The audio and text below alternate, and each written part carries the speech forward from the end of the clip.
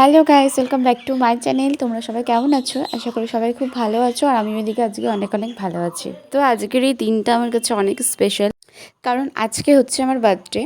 তো কি বলবো, আর সকাল থেকে ভেবেছিলাম যে ব্লগটা স্টার্ট করব, কিন্তু কোনো কারণবশত স্টার্ট করতেই পারিনি। তো এখন বাজে 5:30টার মতো। তো এখন থেকে ব্লগটা স্টার্ট করলাম। যাচ্ছি হচ্ছে আমাদের এখানে একটা ক্যাফেতে।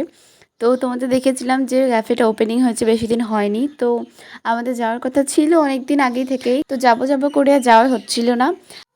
তো ফাইনালি আজকে আমার বার্থডে দিনকার যাচ্ছি। আর এখন বাজে 5:30, আমি এখন থেকে ব্লগটা স্টার্ট করলাম। এবার বার্থডেটা আমার খুব একটা ভালো কাটেনি, তাও মোটামুটি কেটেছে। মানে অন্য বছরের থেকে এই বছরটা একটু অন্যরকম গেছে আমার আমার কাছে। তো আমার বাড়িতে এবার কোনো রকম কোনো কিছু সেলিব্রেট হওয়ার কোনো কথাই ছিল না, কারণ আমার মায়ের শরীরটা একদম ভালো ছিল না। আর তোমরা সবাই জানো যে আমার মা গেছিলো, তো ওখান থেকে এসছে মাত্র 3 দিন হয়েছে। তো ওই জন্য ভাবলাম যে এবার কিছু করবো না বাড়িতে আর। তাই জন্য বিকালবেলা বৌদিভাই বললো যে চল আজকে ক্যাফেতে যাই তোর বার্থডে উপলক্ষে।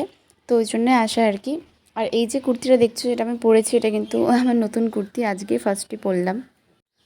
তো দেখো আমি চলে এসেছি, আর আমি এত বাজে ঠাট্টা পড়া গরমে জন্মেছি, মানে বলার বাইরে একদম। আর সত্যি বলতে আমি কোনোবারই বার্থডেতে ভালো মতো রেডি হয়ে শান্তি পাই না, ঘেমে একেবারে ঝোল হয়ে যায়।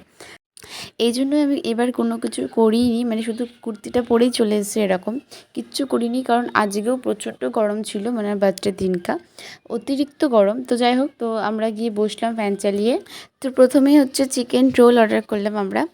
আর আজকের ট্রিটটা কিন্তু বৌদিভাই দিচ্ছিলো, বার্থডে আমার থাকলেও আজকের ট্রিটটা বৌদিভাই দিচ্ছিলো। কারণ কি, এর আগে একটা অনেক দিন আগে বলছিল যে আমাদেরকে দিবে, ট্রিট দিবে দিবে করে দেওয়াই হচ্ছিল না। তো বৌদিভাই বললো আজকে তোর বার্থডে, তো কি আমি খাওয়াচ্ছি, এরপরে নেক্সট ডে তুই খাওয়াস, এরকম।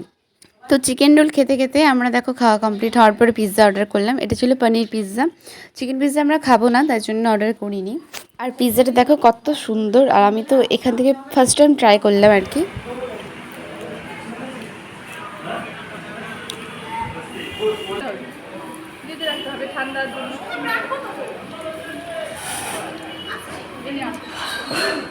আর ক্যাফেতে একটু ভিড় ছিল জন্য আমাদের একটা একটা করে অর্ডারগুলো দিচ্ছিলো, একবারে সবগুলো দিচ্ছিল না। তো এরপরে দেখো পিৎজা খাওয়া দাওয়া কমপ্লিট হয়ে গেল।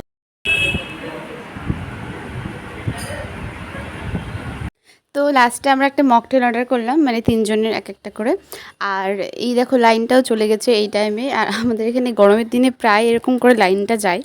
তো লাইন চলে গেছে, আর কি গরম যা লাগছে। আর দেখো মকটেলটা চলে আসলো। আর এখানে 4টে দেখছো, কারণ কি আমরা 3 জনে 3টা খাবো, আর ওই দিদিভাইটা একটা খাবে, মানে যে দিদিভাইটা আর কি ক্যাফেটা, তো দিদিভাইটা একটা খাবে। তো 4 জনে আমরা শেয়ার করে খেলাম। আর ভাবছিলাম লাইনটা হয়তো চলে আসবে, কিন্তু লাইনটা আসছিলই না। তো আমরা এসেছিলাম প্রায় বিকেলের দিকে, এখন প্রায় সন্ধ্যা গড়িয়ে গেছে, আর বাড়িতে যেতে হবে। তো দেখো লাইনটা আসছিল না বলে আমরা মকটেল খাওয়া স্টার্ট করে দিলাম। আর এত সুন্দর হয়েছিল বানিয়েছিল দিদিভাই, মকটেলটা খুব সুন্দর বানিয়েছিল একদম।